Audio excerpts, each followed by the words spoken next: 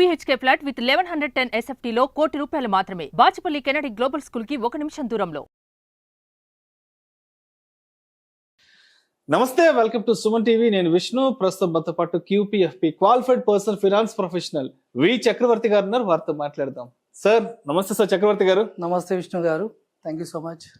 Right. So ఇవాళ topic ఏంటంటే, ఒక సొంత ఇల్లు కొనుక్కోవాలా లేదంటే రెంట్కి ఉండాలా? అంటే ఇలా ఉంటుందంటే, సొంత ఇల్లు అనేది అదొక ఎమోషనల్ బాండింగ్. అంటే మనకంటూ ఒక ఇల్లు ఉంటే హ్యాపీగా మన ఇంట్లో మనం ఉండొచ్చు, ఎవరికి సమాధానం చెప్పాల్సిన పని లేదు, కష్టమో నష్టమో మన ఇంట్లో మనం పడి ఉంటాం అనేది సొంత ఇంటికి సంబంధించి ఉంటుంది. సో అయితే అందరూ సొంత ఇంటిని కొనుక్కోలేరు, సొంత ఇల్లు కట్టుకోలేరు, వారి వారి ఫైనాన్షియల్ పొజిషన్ని బట్టి. అదేవిధంగా మరి కొంతమంది ఏమో రెంట్ ఇల్లు గురించి మాట్లాడతారు. అందరికీ సొంత ఇల్లు కరెక్ట్ కాదు, సో రెంట్ ఇంట్లో ఉండడమే బెటరు అని చెప్తుంటారు. కాబట్టి సో మీరేం చెప్తారు? సో సొంత ఇల్లు బెటర్ అంటారా లేదంటే అద్దెకు ఉండడం బెటర్ అంటారా? మీ ఒక్క క్వశ్చన్ లో చాలా క్వశ్చన్స్ దాగున్నాయండి. ఓకే, దీనికి ఒక్క సింపుల్ ఆన్సర్ అనేది లేదు. ఓకే, అంటే ఇది ఫైనల్ గా మీ సిచ్యువేషన్ డిపెండ్ అయి ఉంటుందండి. ఓకే, మీరు చెప్పారు ఇది ఒక ఎమోషనల్ బాండింగ్ అనేది.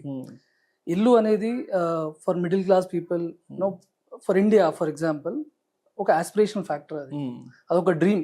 ఓకే, మనం మన పేరెంట్స్ని చూస్తాము, మనకు జాబ్ రాగానే ఫస్ట్ ఇల్లు కొనుక్కొని రా అంటారు.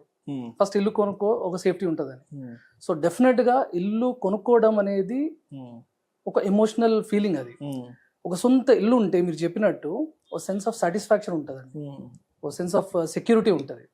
ఓకే, ఈ రెంట్ గొడవలు అవన్నీ ఉండవు. సో అదొక ఎమోషనల్ బాండ్ అది. ఓకే, సో దీంట్లో పాయింట్ ఏంటంటే, ఇల్లు దేనికోసం కొనుక్కుంటున్నాం అనేది పెద్ద పాయింట్. అది ఫస్ట్ క్వశ్చన్. మనం కన్సంప్షన్ అంటే మనం ఉండడానికి కొనుక్కుంటున్నామా లేకపోతే ఇన్వెస్ట్మెంట్ కోసం కొనుక్కున్నామా అనేది చూడాలి. సెకండ్ క్వశ్చన్, ఇల్లు కొనేటప్పుడు చాలామంది క్యాల్కులేట్ చేసుకోరండి. ఇల్లు కొనేటప్పుడు మనం డౌన్ పేమెంట్ ఎంత కట్టాలి, బికాజ్ ఇనీషియల్ కాస్ట్ ఎక్కువ. ఇల్లు కొనాలంటే ₹1,00,000 ఇల్లు ఉందనుకోండి, బ్యాంక్స్ ఒక 80% 90% దాకా మార్కెట్ లోన్ అనేది, హోమ్ లోన్ అనేది ఇస్తుంది. సో మనకు డౌన్ పేమెంట్ ఎంత ఉండాలి అనేది ఒక క్యాల్కులేషన్ అనేది కరెక్ట్ ఉండాలండి. లేదంటే will fall into det trap. అంటే మనకు కొంచెం కష్టాలు, ఫైనాన్షియల్ స్ట్రెయిన్ అనేది వచ్చేస్తుంది లాంగ్ టర్మ్లో.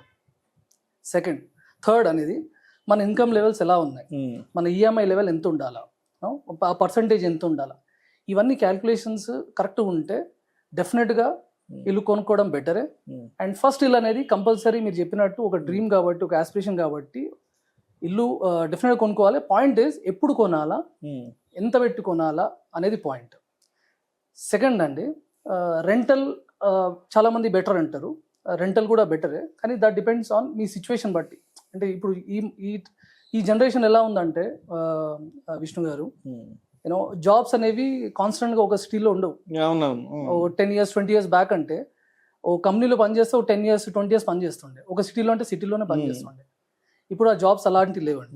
ఇప్పుడు మీరు చూసుకుంటే ఈరోజు నేను హైదరాబాద్లో పనిచేస్తున్నా, నేను 5 years బ్యాక్ బాంబేలో ఉండే, అంతకుముందు బెంగళూరు. సో జాబ్స్ అనేవి డైనమిక్ అయిపోయినప్పుడు, మొబైల్ అయినప్పుడు రెంటల్ అనేది బెస్ట్ చాయిస్ అండి మీకు.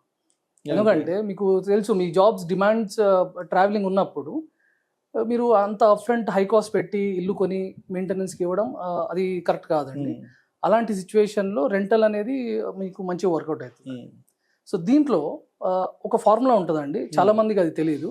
So that should give you correct indication. అయితే ఈ ఇల్లు కొనాలా లేకపోతే ఇంట్లో రెంట్కి ఉండాలా అనేది. సో అదేంటంటే ప్రైస్ టు రెంటల్ రేషియో అని ఉంటుందండి. Price to rental ratio. Okay, అంటే ఫర్ ఎగ్జాంపుల్ నేను ఈ ఇంట్లో ఉంటున్నా, ఈ ఇంట్లో నేను రెంట్ 40,000 ఉందండి. అంటే ఫర్ ఎగ్జాంపుల్ 5 lakhs నేను స్పెండ్ చేస్తున్నా ఇయర్లీ రెంట్కి, కానీ ఆ ఇల్లు నాకు 1 crore వస్తుంది. అలాంటప్పుడు నేను 1 crore డివైడెడ్ బై ఈ 5 lakhs చేస్తానండి.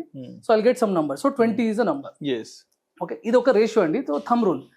సో ఎనీథింగ్ లెస్ దెన్ 15 ఈ నంబర్ మీకు వస్తే మీకు ఇల్లు కొనడం is a better choice. Okay, అంటే ఇదే ఇప్పుడు 20 వచ్చిందండి, అదే ఇల్లు నాకు 75 lakhs వస్తుంది అనుకోండి, నేను లాంగ్ టర్మ్ ఆ ఇంట్లో ఉంటాను అన్న తెలిసినప్పుడు మీకు ఆ రేషియో 15 దాకా వచ్చేస్తే go for a buying of home. Okay, so ఇల్లు కొనేటప్పుడు మనకు నేను ఇంతకుముందు మీకు చెప్పినట్టు ఫ్యామిలీకి సాటిస్ఫాక్షన్, ఒక సెక్యూరిటీ అనేది ఉంటుంది. సో ఈ రేషియో మీకు మ్యాచ్ అయితే, మీ ఇన్కమ్ రేషియోస్ కరెక్ట్ ఉంటాయి, అంటే మీ ఈఎంఐ రేషియోస్, ఈఎంఐ ఎంత ఉండాలి అనేది ఇంపార్టెంట్ అండి. చాలా మంది ఏం చేస్తారంటే లో డౌన్ పేమెంట్ చేస్తారు, 10%, 20% చేసి ఈఎంఐస్కి పెట్టుకుంటారండి. అది ఇన్కమ్ సపోర్ట్ చేయనప్పుడు తర్వాత ఫైనాన్షియల్ స్ట్రెయిన్ అని వస్తుంది. ఈ క్యాలిక్యులేషన్ మీరు కరెక్ట్ ఫిక్స్ అయితే ఇల్లు అనేది కొనుక్కోవడం డెఫినెట్గా బెటరే, provided it's your first home and consumption కోసం. అదే ఇన్వెస్టింగ్ అయితే డిఫరెంట్ అండి. మళ్ళీ ఇన్వెస్టింగ్ అయితే ఇదే 1 crore నేను పెట్టి కొన్నాను, ఇన్వెస్ట్ చాలా మంది ఏం చేస్తారంటే నేను ఇన్వెస్ట్ చేస్తున్నా, నాకు రెంటల్ ఇన్కమ్ వస్తుంది, నా క్యాష్ ఫ్లో ఉంటుంది అనుకుంటామండి. సో మీరు నార్మల్గా చూడండి across India, not just Hyderabad, 1 కోటి రూపాయలు పెట్టి నేను ఇల్లు కొన్నాను అనుకోండి, నాకు రెంటల్ అనేది 25,000 to 30,000 మధ్యలోనే వస్తుంది. 1 crore ప్రాపర్టీకి మాక్సిమం 20,000 నుంచి 30,000 లోపల ఉండదు రెంట్. మీరు ఎక్కడైనా అది మీరు ఈస్ట్ సైడ్ వెళ్ళండి, వెస్ట్ సైడ్ ఎక్కడైనా కానీ ఇది థంబ్ రూల్ అండి. సో మీ ఈల్డ్ అనేది 2.5 to 3% వర్కౌట్ అవుతుంది. అంటే మీరు 1 crore పెట్టి ఇయర్కి 3 lakhs తీసుకున్నారు. సో అది కరెక్ట్ కాదండి. అలాంటప్పుడు ఇల్లు కొనుక్కోవడం కరెక్ట్ కాదు. అందుకే మీకు చెప్పాను, ఇంటి పర్పస్ ఏంది, మీరు ఉండడానికి కొనుక్కుంటున్నారా, డెఫినెట్గా కొనుక్కోండి, ప్రొవైడెడ్ ఈ రేషియోస్ మ్యాచ్ అయితే. లేదు ఇన్వెస్ట్మెంట్ కోసం కొంటున్నారంటే మీరు ఇది చూడాలి, అంటే మీకు ఎంత రెంటల్ వస్తుంది, దానికన్నా బెటర్ ఆల్టర్నేటివ్ ఆప్షన్స్ ఉన్నాయా, అది వర్కౌట్ చేసిన తర్వాత you can take a call అండి. కానీ కొంచెం దీనికి డీటెయిల్గా వెళ్తే, రెంటల్ అనేది ఒక ఫ్లెక్సిబిలిటీ అండి. ఓకే, చాలా మంది మిలేనియల్స్, జెన్జీస్ ఇప్పుడు ఏంటంటే వాళ్ళకి ఒక ఇంట్లోనే 10 years 20 years they can't see themselves. ఇప్పుడు ఈ మధ్య చూసుకుంటే కార్లు, గ్యాజెట్స్ ఎవ్రీ ఇయర్ కొత్త వాడతారు, మార్చేస్తారు, వెహికల్ మార్చేస్తారు, వెహికల్ బాగానే ఉంటుంది, మార్చేస్తున్నారు. జ్యువెలరీస్ ఉన్నాయండి, నేను చూశాను, జ్యువెలరీస్ కూడా ఒకసారి వేసుకున్నాం కదా ఇంకోసారి వేసుకోమంటారు. సో ఇది కొత్త ట్రెండ్. ఇలానే ఇల్లు కూడా ఏమైందంటే, కొత్త జెన్జీస్కి ఏమైందంటే, ఒకటి ఇంట్లో చాలా రోజులు ఉండాలంటే కూడా ఇది they want to upgrade every. వాళ్ళ సోషల్ స్టేటస్ పెరిగే కొద్దీ మనం ఎలాంటి ఏరియాలో ఉండాలి ఏంటన్నది కూడా అక్కడ మారిపోతున్నాయి క్యాలిక్యులేషన్స్. అంటే ఇప్పుడు మనకు వచ్చే ఇన్కమ్ లెవెల్స్ కి మనం పలానా గచ్చిబౌలిలో ఉండాలా, పలానా ఫిల్మ్ నగర్ లో ఉండాలా, సో ఇలా ఎప్పటికప్పుడు జనాలు కూడా మారిపోతున్నారు. 10 years బ్యాక్ నార్సింగ్ ఉండాలా అంటే ఎవరు ఉండకపోతుంది. ఇప్పుడు ఎవ్రీ వన్ అందరు ఏంటంటే అటు సైడ్ వెళ్ళి ఉండాలా, అపార్ట్మెంట్స్ ఉండాలా, అందరు అప్గ్రేడ్ చేస్తున్నారు.